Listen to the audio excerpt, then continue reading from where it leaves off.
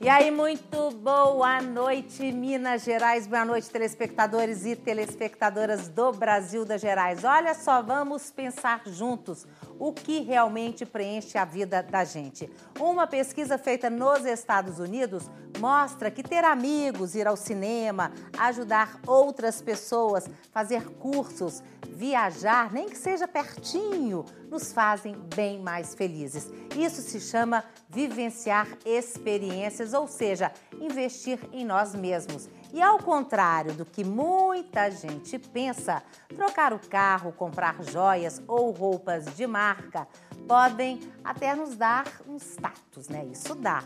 Mas não, essas compras todas, elas não sustentam nossas emoções, além de nos deixar, às vezes, alguns casos, né, mais propensos à depressão e a outros tipos de doença. Então, no programa de hoje, uma reflexão do que ganhamos quando fazemos uma escolha sábia, substituindo nossos bens materiais por coisas que alimentam os nossos sentimentos. É fácil? Não é fácil para quem não é assim, né? O caminho pode ser difícil, mas vale a pena fazer uma experiência. Que tal?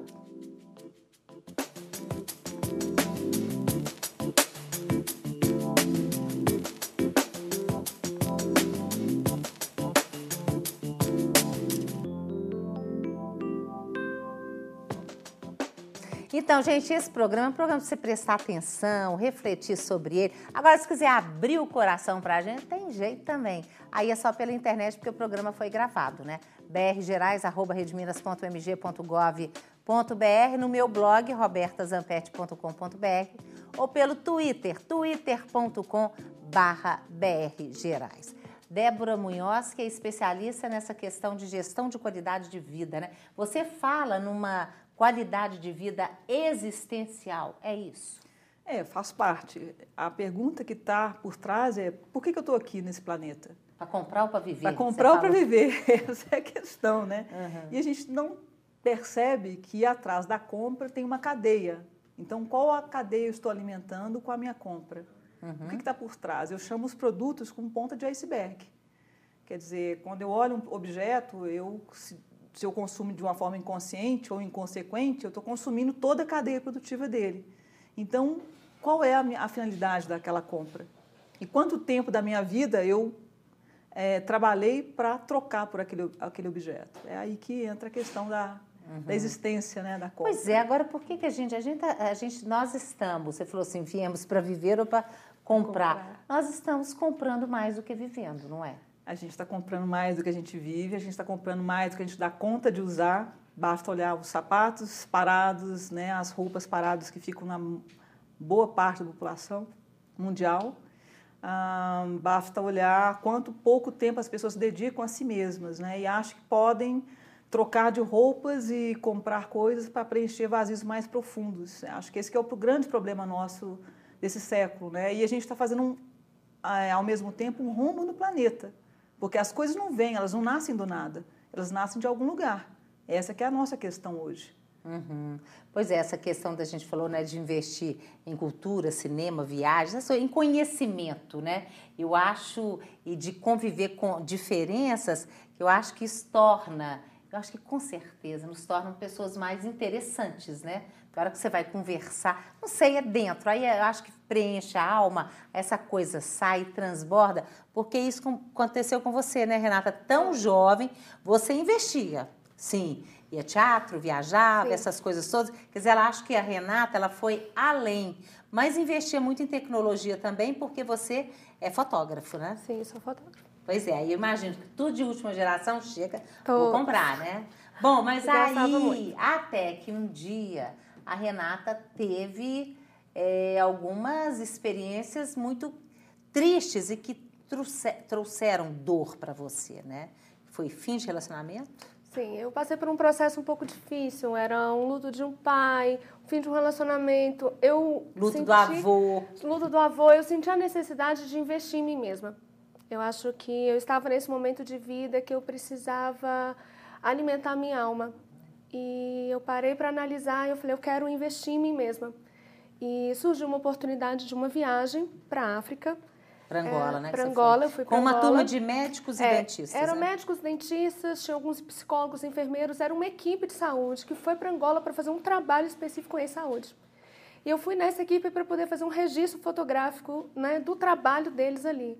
Mas eu me surpreendi, porque foi a última coisa que eu fiz ali.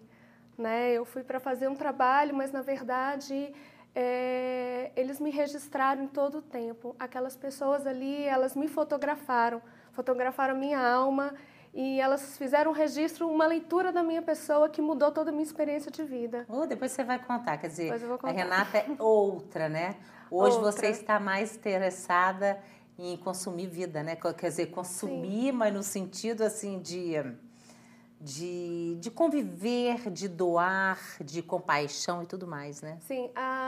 Hoje o meu investimento não é apenas na minha pessoa. O que a minha pessoa pode investir para ajudar um outro. Você investe em vidas, né? Eu passo a investir em vidas. Agora você está falando aí de Viajou com Médicos, Henry, você é médico. Ex-médico, né? Ex-médico. Mas médico há 20 anos atrás. Sempre será médico, né? Não, porque você posso, formou, chegou a trabalhar como médico. Sim. Não é? É. E foi até um desejo da sua mãe, é isso? Não, esse curso de medicina eu fiz mais em função da minha mãe, do meio do social, né? Aquilo era um valor de época, né? Foi há 20 anos atrás, há 25 anos atrás. Então, assim, eu fiz não por minha causa, basicamente, mas sim por causa, né? Era um retorno, uma gratidão que eu queria dar para minha mãe. E era assim, nós não tínhamos muitas opções de profissão naquela época, né? Nós tínhamos a engenharia, a medicina, o direito, a odontologia, no máximo 4, 5 opções.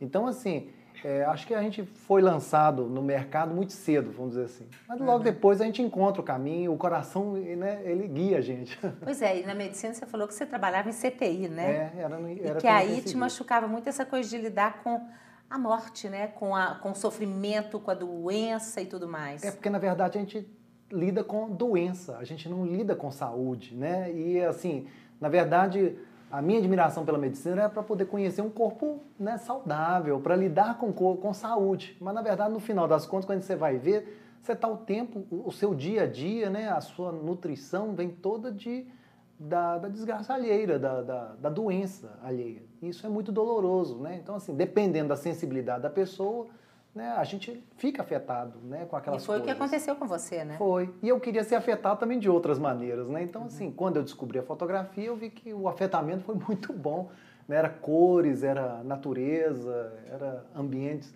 né? Era um mundo. Ou seja, você foi buscar outras experiências. Com certeza, para nutrir a alma, né? Pois é, daqui a pouco você vai falar como é que foi você. E você, Jane? Sim. Eu acho, assim, espetacular, a gente conversou lá na redação um pouquinho, né? E, assim, o tanto de lugares que você já viveu, e eu acho rico demais, porque você teve a oportunidade de lidar no dia a dia com a diferença. Quer dizer, às vezes a gente acha que a verdade nossa é a verdade absoluta e não é, né? Ou seja, como é que é isso? Como é que começou isso na sua vida? Você morou, inclusive, com índios, né? Primeiro, mas morou na Europa e tudo mais, né? Não, foi depois. A minha infância eu passei no Pará, né? Então, meus pais foram para a Amazônia e eu morei perto de uma tribo de índio lá. E, inclusive, meu pai me deu esse nome por eu ter nascido no meio do mato, é coisa dele. Mas, assim, a infância minha e do meu irmão foi muito perto da natureza. E isso para a gente foi muito forte. E como os meus pais eram mineiros, são mineiros ainda, e a gente passou a infância lá e veio para cá estudar. Então foi uma mudança muito forte na vida da gente, sabe? Um baque muito pesado. E a gente não entendia muito bem isso, porque a primeira referência nossa foi a natureza, foram os índios. Então uma experiência assim completamente à parte do padrão da sociedade civilizada, né? A sociedade inserida dentro desse sistema. Então, para a gente foi muito difícil, né? Então, eu queria entender a humanidade, eu queria entender as pessoas, eu queria entender o que tinha acontecido com a minha família. E meus pais se separaram e eu queria entender do ser humano. Eu fui estudar antropologia, depois voltei para a Amazônia para trabalhar com os índios. Depois fui para a Europa, conheci outro tipo de sociedade, né? Depois voltei, tive um projeto social numa favela, queria conhecer outro tipo de sociedade também. E por aí foi. Pois é, essas sociedades todas, né, que você viveu, né? E aí, o que isso tudo trouxe para você? Uma bagagem de vida muito rica, uma visão bem ampla, assim, do ser humano, né? Que cada um, o homem não é só o homem é um homem em suas circunstâncias, né? Então, todo esse contexto de cada sociedade, né, centrado num ciclo de vida, né? Depende da sua forma, do seu ambiente biológico, cultural, político, social, linguístico. E as sociedades, todas elas passam por esse ciclo de vida, mudanças, e, né, todo ser humano está sujeito a mutações. E até hoje as sociedades indígenas são completamente diferentes da época que eu conheci. Eu conheci os Yanomamis quando eles não conheciam uma folha de papel, uma caneta. Hoje já está diferente disso tudo, né? Hoje tem computador, tem tudo, né? Porque, na verdade, uma sociedade está invadindo a outra, né?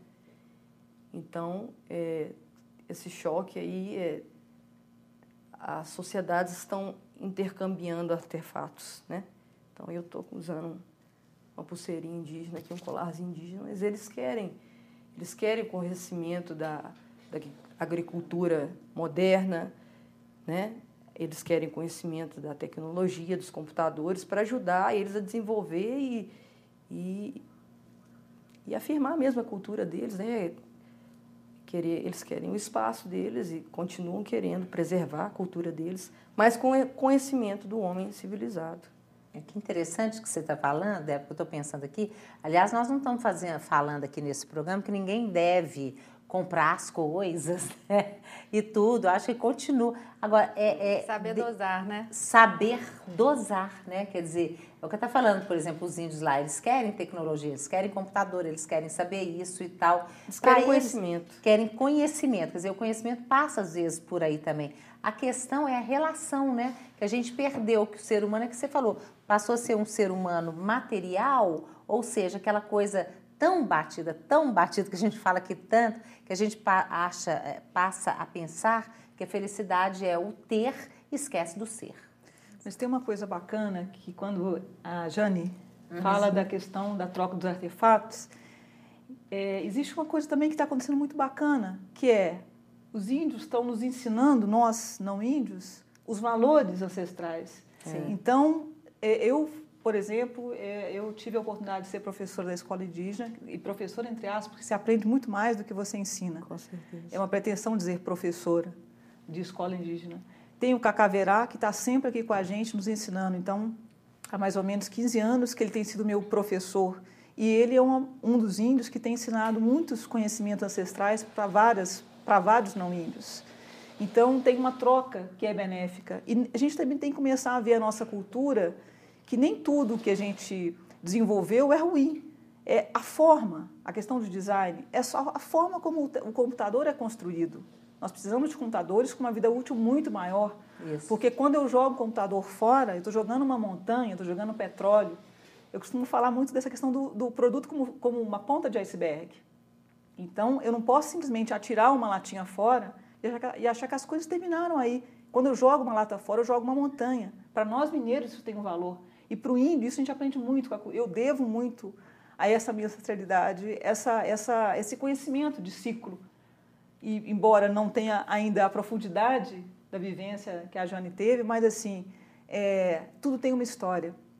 Eu tenho uma história, nós aqui todos temos uma história, e se não fosse a natureza ter sido sacrificada na nossa tecnologia, a gente não teria esse estúdio e esse programa não estaria sendo transmitido. Sim. E eu aprendi com um povo também muito ligado à ancestralidade, que é o japonês, mais recentemente, onde eu perguntando para um velho, um ancião, muito sábio, e ele me falou o seguinte: a gente está muito preocupado aqui com não consumir, né? A questão que você colocou dos objetos.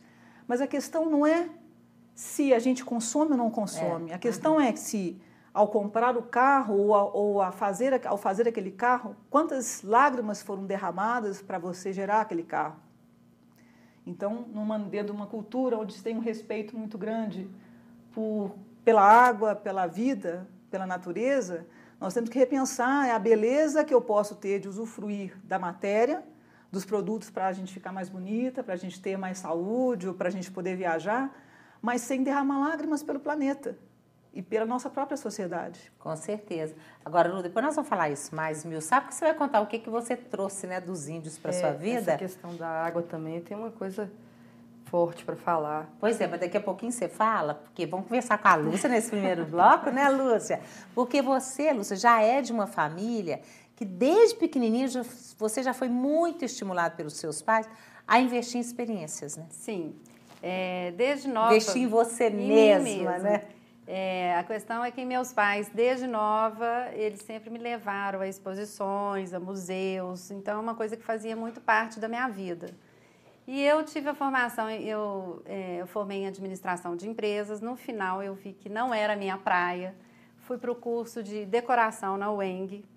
E essa bagagem ajudou muito na minha profissão. Então, eu acho que isso acaba você tendo, além de um conhecimento cultural, você tem um treinamento de olhar estético. Então, isso foi muito bom. E eu fiquei, eu estou vendo a Renata contando aqui, durante 10 anos na área de decoração. E chegou um ponto, eu não sei se foi quando eu perdi meu pai, que a gente entra num balanço de vida, nas coisas, eu vi que eu não estava satisfeita com a minha área, mas também não entendia muito o porquê. Aí passou uns 2 anos, eu conheci uma pessoa que eu entrei na empresa dela, uma empresa americana, que foi muito interessante, que eu continuo estando na área de design. É uma empresa que tem trabalha com um design de produto, com foco no social e no sustentável. Então, isso está me dando um prazer muito grande, porque você vê um produto, uma mesa, um objeto que tem uma historinha linda por trás dela, né? Que às Ninguém vezes chorou, né? Que é exatamente, que é uma comunidade que desenvolveu, que produziu aquele produto. Às vezes é até de um designer famoso, de alguém que já tem nome, mas a maneira como ela foi produzida, o material que foi utilizado, e isso está assim, dando um prazer muito grande. Uhum. Ah, interessante. Depois nós vamos contar mais, porque temos que fazer intervalo, tá, gente?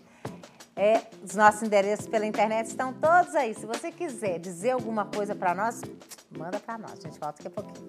Tchau, tchau.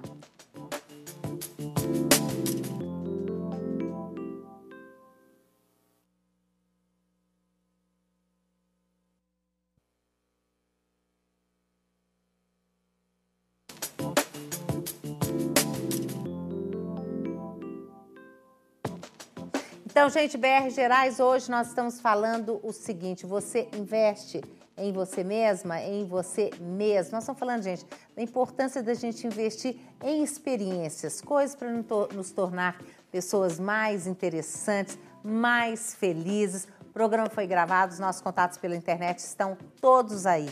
Porque faz a diferença a gente investir em experiências, né, Débora? Faz, não ocupa espaço. Então, você nunca vai ter sua casa entulhada, você nunca vai ser uma pessoa entulhada. Ao contrário, né?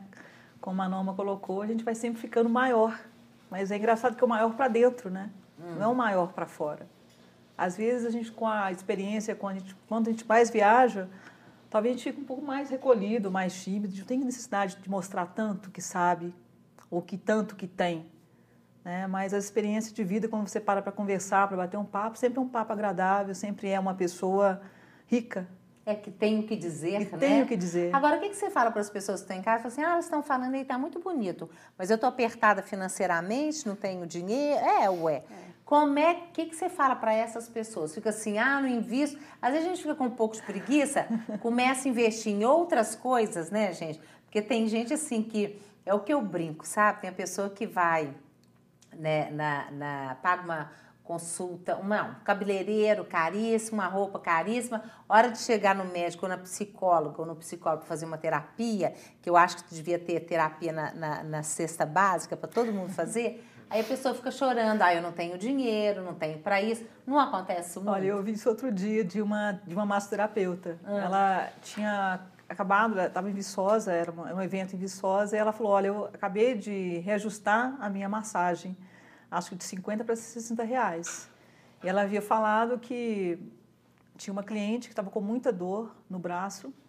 E ela falou, olha, a minha massagem pode ajudar. Mas ela preferiu uma massagem mais barata que uma Quick. que é a massagem rápida.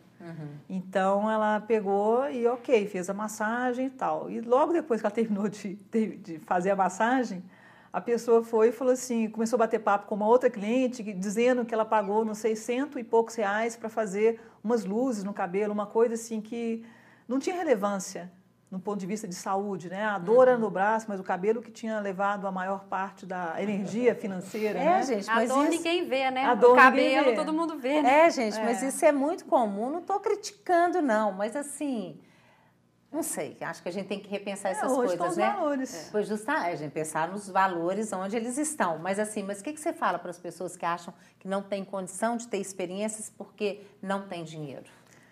A gente teve um programa especificamente sobre o que é a riqueza. Então, vale a pena consultar a internet, o Brasil Gerais, revendo o programa O que é a Riqueza.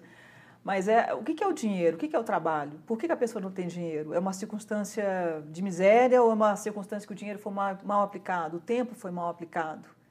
Então, é uma questão um pouco vasta para a gente ir por esse, acho que por esse ponto, mas o que ela realmente tem feito a troca do talento dela para o mundo? Porque quando você troca o seu talento por aquilo que o mundo precisa, e precisa não do sentido efêmero, mas do sentido real, de essencial para o mundo, ajudar ao próximo, ajudar ao outro, e esse ajuda pode ser em vários níveis. Né? Um cabeleireiro ajuda uma pessoa porque ela precisa de cortar o cabelo para ficar mais bonita. Né? A gente pode entrar em vários detalhes aí, mas existe uma troca positiva. Toda profissão tem isso. O potencial do médico de trabalhar com a saúde, não com a doença.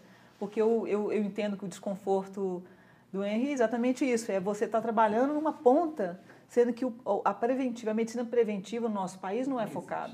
Curiosamente, a medicina chinesa, a gente está falando de ancestralidade, ela é toda focada na prevenção. Né? A medicina, no cuidado, né? No cuidar. Esse que é o ponto, é o cuidar. Medicina indiana, medicina chinesa, enfim. Os índios todos trabalham com esse foco. Os africanos trabalham com esse foco. Então, nós temos que resgatar isso.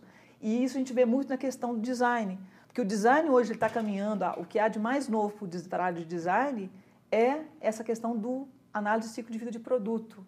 Da onde que vem, para onde que vai, como foi feito e como é que eu faço para não gerar resíduo. Então, isso é uma linha de ponta e a mim me encanta muito, né, o design, essa parte específica, porque você trabalha com a cadeia e é um círculo virtuoso. É o que a gente chama de economia criativa. Então, essas pessoas podem se engajar em programas com essa perspectiva de trocar o talento que elas trazem, todo ser humano traz algo que é diferente, que é bom para o mundo, pelo que a gente chamou de dinheiro, a energia congelada chamada dinheiro. Ou seja, a gente tem que procurar, e indo para o mais básico, né, que a gente fala que é teatro, que é show, que é museu, gente... que existe. Até a gente colocava sempre aqui no intervalo do Brasil das Gerais, não sei porquê, acaba que a gente vai mudando, né? Mas tinha lá, cultura de graça. Tem coisa demais de graça para as pessoas fazerem. Tem que procurar. Eu estava brincando aqui, tem aqueles museus lá da Praça da Liberdade, né? Que é o circuito...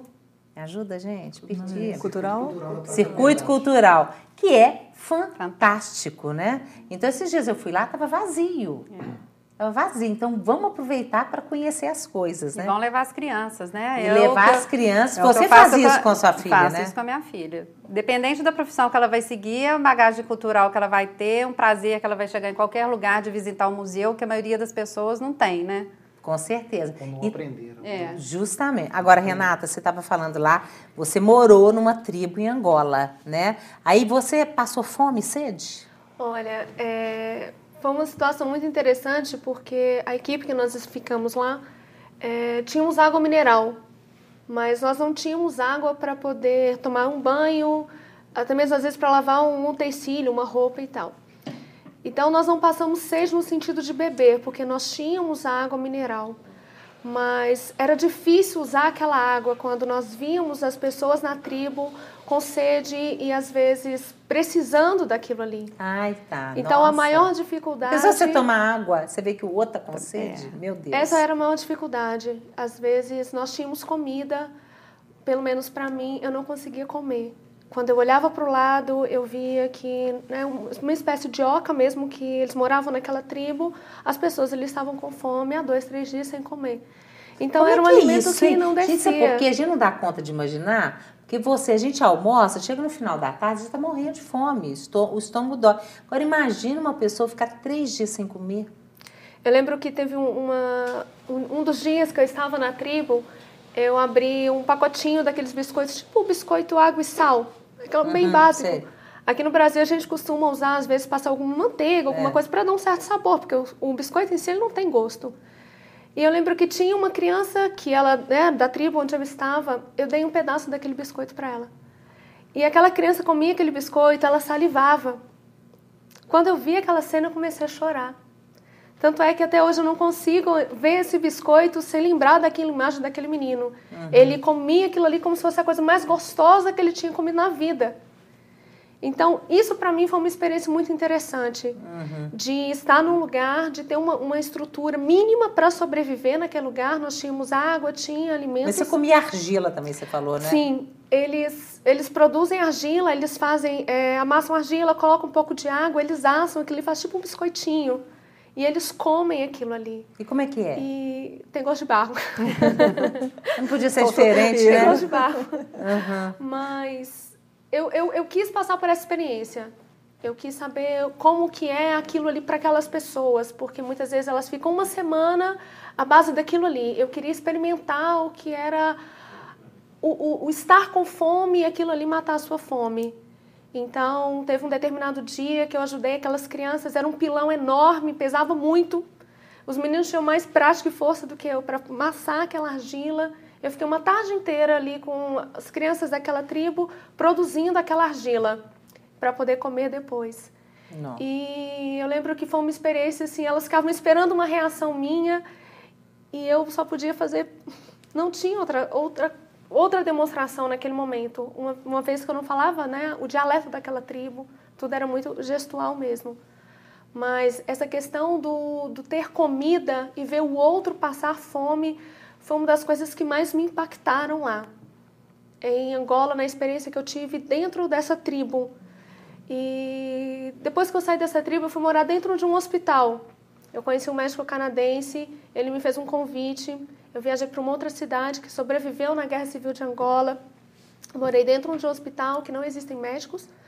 Todas as cirurgias, todo o procedimento é realizado por enfermeiros. Então, eles fazem tudo naquele hospital. E ele havia me convidado para ir com ele, para conhecer o trabalho ali, fazer um registro daquele trabalho. E eu fiquei ali 5 dias à base de abacate. Não tinha outra coisa para se comer, né? Nós pegávamos abacate, partíamos abacate puro. Mas era interessante de ver, assim, as pessoas olhavam para aquele abacate e te constrangia. Aquele olhar de fome era muito constrangedor. Agora eles não plantam? Eu imagino que as pessoas estão em casa e falam assim, não, mas peraí, na tribo eles não plantam. Como é que é isso? Havia a plantação, mas a questão não tem chuva. A terra é muito árida, então, por mais que tentasse um certo cultivo, e eles não têm técnicas agrícolas mesmo, era quase que inviável para eles. Então, por mais que eles tentassem trabalhar aquele solo, eles não tinham recursos para aquilo. Era uma comunidade realmente tribal, muito primitiva, até mesmo de costumes, né? As mulheres usavam colares enormes no pescoço, elas usavam fezes para poder solidificar, digamos, todo aquele aparelho ali que elas colocavam no pescoço, elas viviam nuas. Então, eles não tinham realmente uma cultura no sentido agrícola. Você falou que é comendo com a mão e Come-se tudo mais, com a mão. que você também comia com as mãos, mão. né?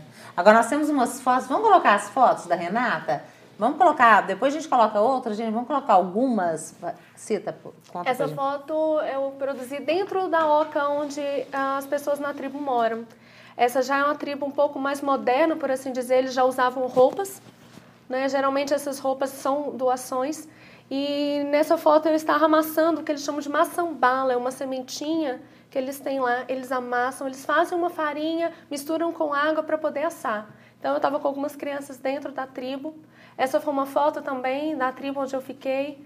O que mais me impressiona é o olhar dessas crianças. A tristeza no olhar, por mais que havia um sorriso, o olhar dessas crianças, eles não demonstravam nenhum tipo de felicidade. Era uma tristeza quase que constante mesmo. Era um olhar de muito sofrimento. Todas essas fotos foram feitas dentro da tribo. Dessa tribo, Dessa né? tribo. Esse foi o dia da argila. Eu estava amassando argila com as crianças. Nós estávamos ali preparando a argila, né, para esse processo de assar e tudo. Essa foi uma foto da tribo, tem uma pessoa que foi da equipe, né, dá para ver as mulheres da tribo usando os colares, os cabelos, eles fazem tipo um dread mesmo, elas ficam nuas só com uma espécie de uma saia. Cadê a outra, gente? Esse aí foi o dia da argila, a gente começou a separar a argila do chão para poder fazer o processo de produzir.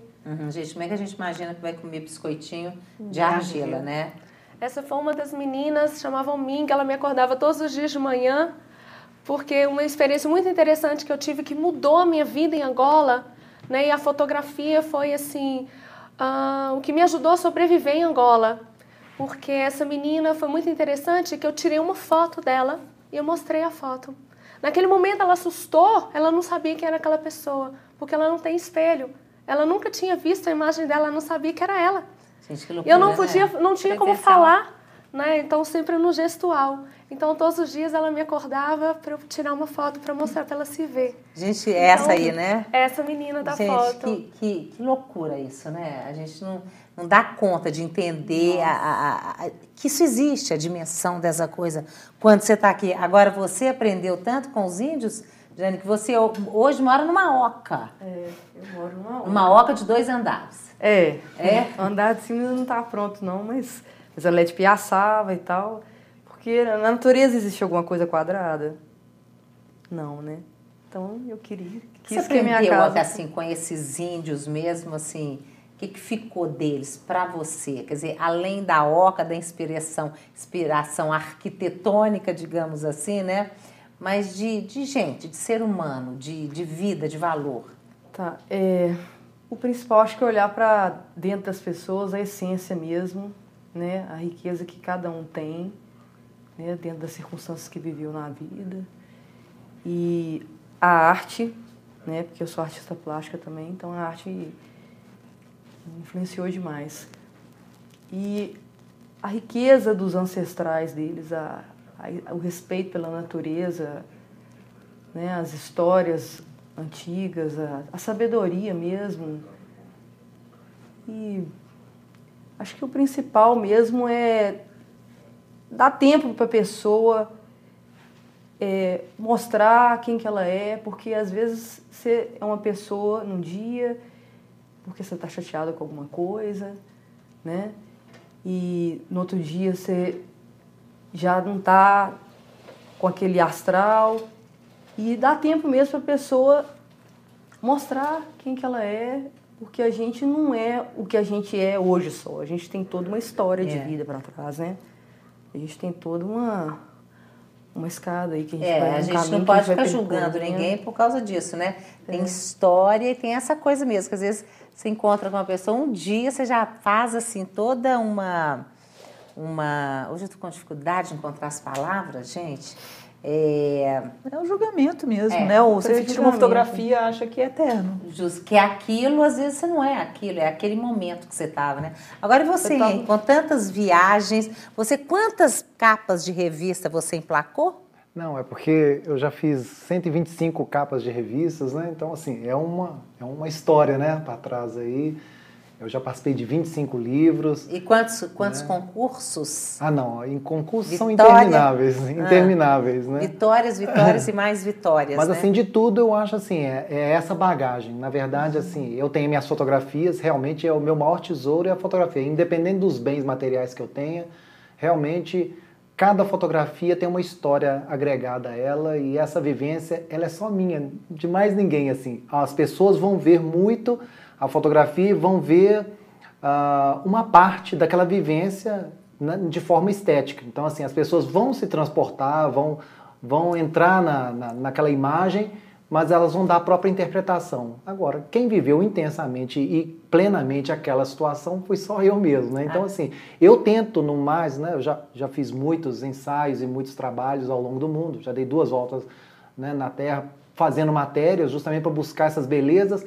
Mas, assim, todas essas belezas que eu trago, as pessoas vão absorver uma parte. Que bom que elas ainda podem, né, apreciar, né? Isso é que eu acho que é importante, ensinar as pessoas a apreciar.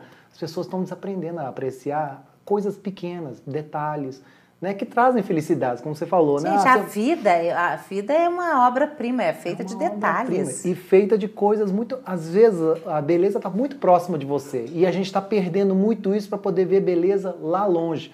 Né? Esse consumismo, ele ensina a ver essa felicidade ou essa plenitude na televisão. Dá exemplo longe, de né? beleza aqui pertinho. Ah, não, aqui, ué, só aqui. Olha a quantidade de cores, né? Forma e cor. A gente, assim que chegou, né? Falou, nossa senhora, como é que tá bacana o designer, tá presente dentro desse lugar para tornar ele mais alegre, né? E tem formas, ele tem volumes, então isso tudo por isso que eu acho assim, a fotografia ela é muito bonita porque ela ensina a gente, tal como as outras artes, mas as artes em geral ensinam a gente a apreciar o belo de pequenos detalhes. Ah, legal. Depois no terceiro bloco nós vamos mostrar algumas fotografias. Com certeza. Aí ele vai contar pra gente. Nós temos que fazer intervalo, outro intervalo.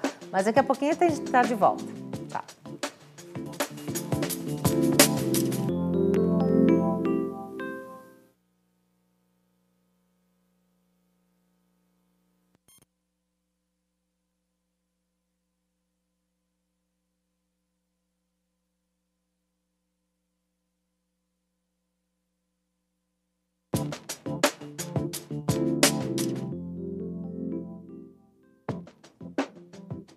Então, gente, Brasil das Gerais, nosso programa de hoje, você investe em você mesmo, em você mesma. Estamos perguntando, isso é uma reflexão, tá? A gente fala em investir em experiências, né?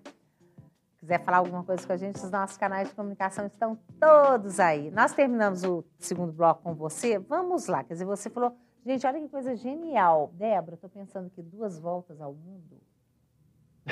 Se que preencheu esse bastante. rapaz, o que ficou dessas 2 voltas, assim, para você, que você falou assim, que você nem despreza os bens materiais, não? Acho que ninguém despreza, gente, mas que você não abre mão do que nutre a alma, né? Com certeza. Quer dizer, hoje você, o ex-médico, você diz, está completamente feliz depois que descobriu a fotografia. Agora, como é que, a título de curiosidade, como é que você descobriu a fotografia? Dentro da medicina mesmo, foi através de um colega que me pediu para eu tirar foto de um grupo e eu não soube usar a máquina. E a partir dali ele me deu umas dicas para eu poder fazer a foto do grupo em que a gente estava. E aquilo ali gerou uma curiosidade e dali para frente foi autodidatismo, foi procurar informação, né, até chegar na fotografia. Pois é, e aí, esse tanto de viagem que você fez? Não, isso é em contraposição à medicina mesmo, porque a medicina eu vivia sempre em ambientes fechados. E aquilo ali tinha um desacordo comigo. Eu acho que a minha personalidade, eu queria muito conhecer o mundo. Eu queria viver mais do que ver doença. Então, eu escolhi, uma certa hora, você tem que fazer opção na vida. E eu escolhi, independente de remuneração, ou de status, ou de qualquer coisa que seja, eu escolhi realmente buscar uma felicidade interior, uma nutrição mesmo. Uhum. E aí eu fui buscar esse conhecimento e eu vi que a fotografia ela proporcionava isso. Se eu fosse para a área do jornalismo, naquela época existiam muitas viagens, né, as matérias, você tinha que vivenciar elas, você tinha que viajar, se deslocar para algum lugar, viver o lugar e trazer o resumo, né, trazer a sua experiência ali em forma de imagens. E isso foi impagável. Na verdade, assim, eu conheci muitas civilizações, muitos lugares, feios e bonitos, pobres e ricos, e na verdade eu vi que, né, em todos os lugares é possível você ver coisas bonitas, e ser feliz com aquilo. Tem a foto, ou as fotos? Não, ainda está para ser feita ainda. Estou buscando ela até hoje. Tá bom, mas nós mostramos algumas fotos, né? E você, sim, Renata, fotógrafa também, hoje você voltou, depois que você voltou, você foi fazer trabalhos com... Você foi investir no ser humano, né? Sim. Com prostitutas, com... Quando eu voltei, a experiência que eu tive com as crianças ali, de se ver pela primeira vez, né, mostrando ali a imagem, se ver pela primeira vez e se descobrir, eu falei, eu preciso mostrar para as pessoas quem elas realmente são, mas através do meu olhar. Então, eu desenvolvi um projeto em que eu trabalho com deficientes auditivos, na verdade, agora é deficiência em geral. Você dá aula, né? De fotografia, em que eu ensino as pessoas a se olharem e legal, a contarem as suas histórias. Então, eu comecei a fazer esse projeto social, né, desenvolvi o projeto em algumas clínicas, agora eu estou ampliando um pouco para as escolas, para trabalhar um pouco essa questão do bullying, que é gerado através disso, as pessoas não conseguem se enxergar, elas não conseguem se ver bonitas como elas realmente são. Então, a partir dessa viagem da África, esse investimento que eu fiz ali, de me conhecer, de ter um tempo sabático mesmo naquele lugar, mudou a minha vida radicalmente. Em que eu voltei Pra de melhor, lá né? para melhor. Eu voltei de lá, comecei a desenvolver esse projeto social e comecei a buscar outras pessoas para poder me apresentar, para que essas pessoas também pudessem se ver através da minha vida. Então, fiz trabalhos com prostitutas ali na Guaicurus, né? Esse trabalho realmente... Trabalho com meninos, no Cafezal. Na né? favela do Cafezal. Então, a partir dessa viagem, desse investimento que eu fiz ali, foi algo que eu procurei seguir, né? Então, brinco, eu tenho uma vida pós-África e depois da África, né? Então, depois da África, eu comecei a desenvolver outros projetos, e a fotografia, para mim, se abriu um leque que eu jamais imaginei. Eu comecei a tocar uma das pessoas, assim como elas tocaram a minha alma quando eu estava ali as fotografando. O que você fala da experiência, hein, desses três aqui, da Lúcia, mas essa questão do investimento, coisa que é desde a infância, que deveria ser, todas as famílias poderiam ser assim, né? E a gente sabe que não é, né? O que você fala disso tudo? Então, acho que o que fica muito claro que são pessoas, né, nós todos aqui vivemos. Né? Acho que isso é o que marca, você estar vivendo, tendo experiência.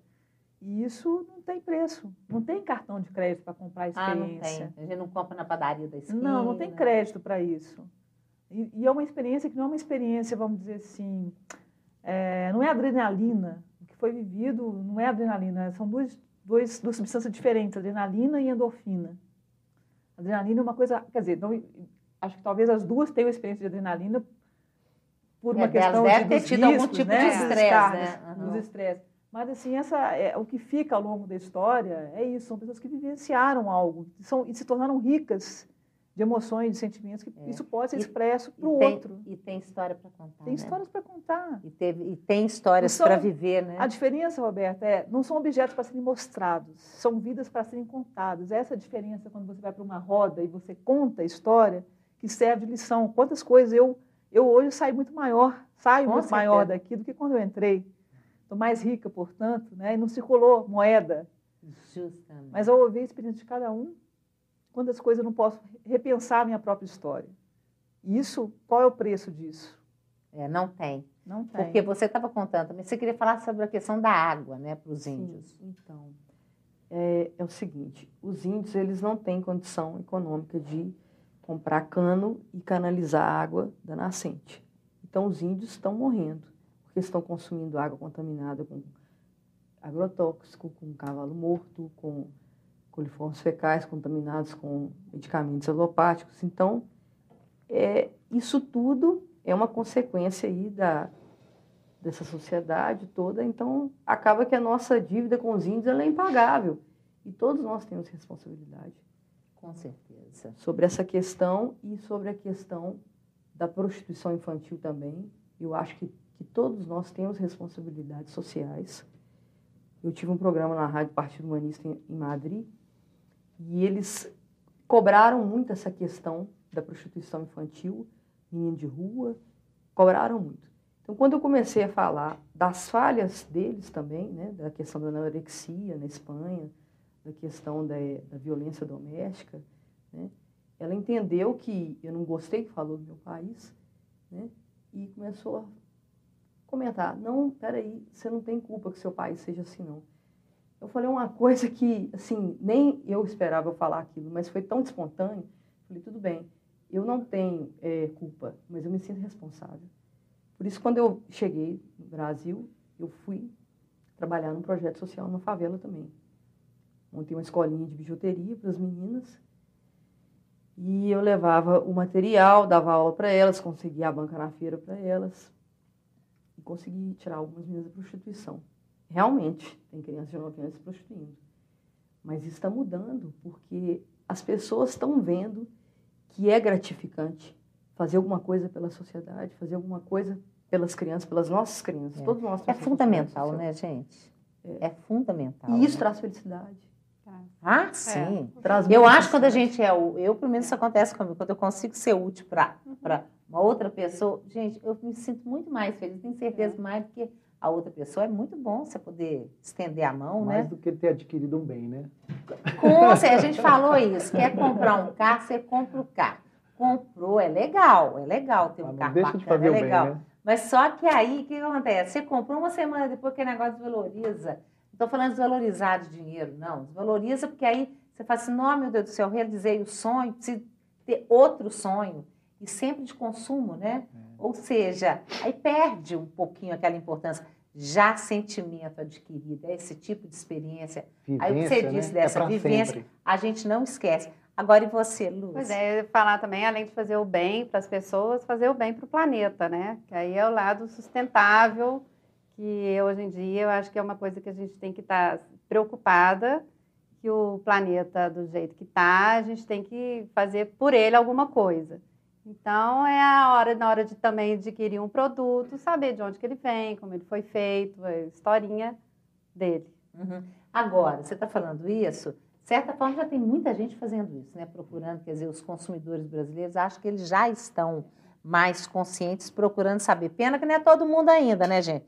Mas a gente vai chegar lá, Tá né? indo devagar, né? Porque a gente tem que falar, até você falou isso antes do programa começar, nós não podemos deixar de falar que tem muita coisa boa acontecendo, né?